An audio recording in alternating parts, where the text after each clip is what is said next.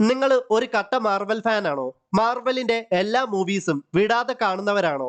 ആണെങ്കിൽ തീർച്ചയായിട്ടും നിങ്ങൾക്ക് captain America Brave New World എന്ന സിനിമ കാണാം. നിങ്ങൾ ഒരു സാധാരണ പ്രേക്ഷകനാണെങ്കിൽ ഈ സിനിമ കണ്ടില്ലെങ്കിലും കുഴപ്പമൊന്നുമില്ല.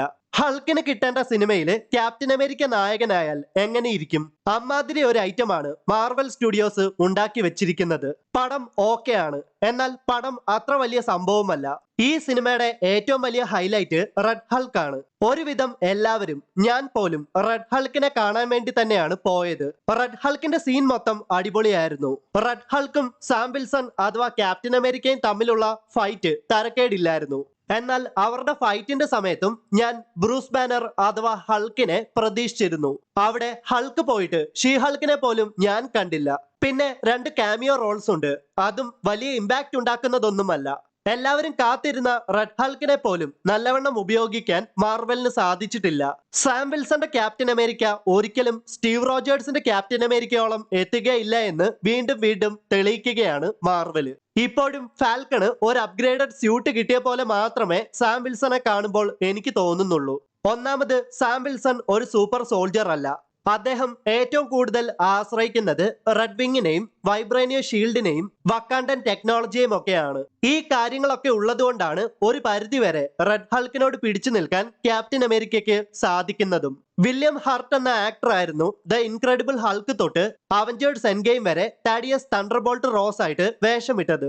2022 അദ്ദേഹം മരണപ്പെട്ടത്.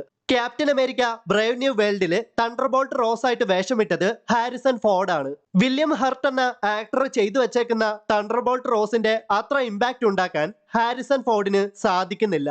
എന്നാലും അദ്ദേഹത്തെ കൊണ്ട് പറ്റുന്നത് പോലെ തനിക്ക് കിട്ടിയ ക്യാരക്ടർ നന്നായിട്ട് തന്നെ ചെയ്തിട്ടുണ്ട്. ഈ സിനിമയിലെ ഫൈറ്റ് സീൻസിനെ പറ്റി പറയുവാണെങ്കിൽ എനിക്ക് ഏറ്റവും ഇഷ്ടപ്പെട്ടത് റെഡ് ഹൾക്കും ക്യാപ്റ്റൻ അമേരിക്കയും തമ്മിലുള്ള ഫൈറ്റ് ആണ്. പിന്നെ എനിക്ക് ഏറെ ഇഷ്ടപ്പെട്ട ഒരു ആക്ഷൻ സീക്വൻസ് ആയിരുന്നു ക്യാപ്റ്റൻ അമേരിക്കയും ഫൈറ്റർ ജെറ്റുകളും തമ്മിലുള്ള ഒരു action sequence. Normal hand to hand fights ഒക്കെ ശോകമായിരുന്നു. ആക്ടേഴ്സ് ഒക്കെ വളരെ സ്ട്രഗിൾ ചെയ്ത് ഫൈറ്റ് ചെയ്യുന്നത് പോലെയാണ് എനിക്ക് തോന്നിയത്. ഈ സിനിമയിലെ hand to hand fight scenes ഒക്കെ കണ്ടപ്പോൾ സത്യം പറയാലോ, ക്യാപ്റ്റൻ അമേരിക്ക ദ വിന്റർ സോൾജറിലെ legendary hand to hand fight scenes ഒക്കെയാണ് ഓർത്തു പോയത്. സ്റ്റീവ് റോജേഴ്സിന്റെ ആ സിനിമയിലെ ഫൈറ്റ് സീൻസ് ഒക്കെ ഇന്നും ഗ്രേറ്റസ്റ്റ് ഓഫ് ഓൾ ടൈം തന്നെയാണ്. ഒരു ആവറേജ് അനുഭവം മാത്രമേ Captain America the Brave New World എന്ന സിനിമ കണ്ടപ്പോൾ എനിക്ക് തോന്നിയുള്ളൂ. So guys, Captain America Brave New World എന്ന ഈ സിനിമ നിങ്ങൾ കണ്ടോ? കണ്ടെങ്കിൽ തീർച്ചയായിട്ടും ഈ സിനിമയെ പറ്റിയുള്ള നിങ്ങളുടെ അഭിപ്രായങ്ങൾ വീഡിയോയുടെ താഴെ മറക്കാതെ ഒന്ന് കമന്റ് ചെയ്യുക. വീഡിയോ ഇഷ്ടമായാൽ തീർച്ചയായിട്ടും ലൈക്ക് ചെയ്യുക, മറ്റുള്ള ഫ്രണ്ട്സിനും ഷെയർ ചെയ്യുക. അപ്പോൾ മറ്റൊരു വീഡിയോയിൽ വീണ്ടും കണ്ടുമുട്ടാം. അതുവരേക്കും ബൈ.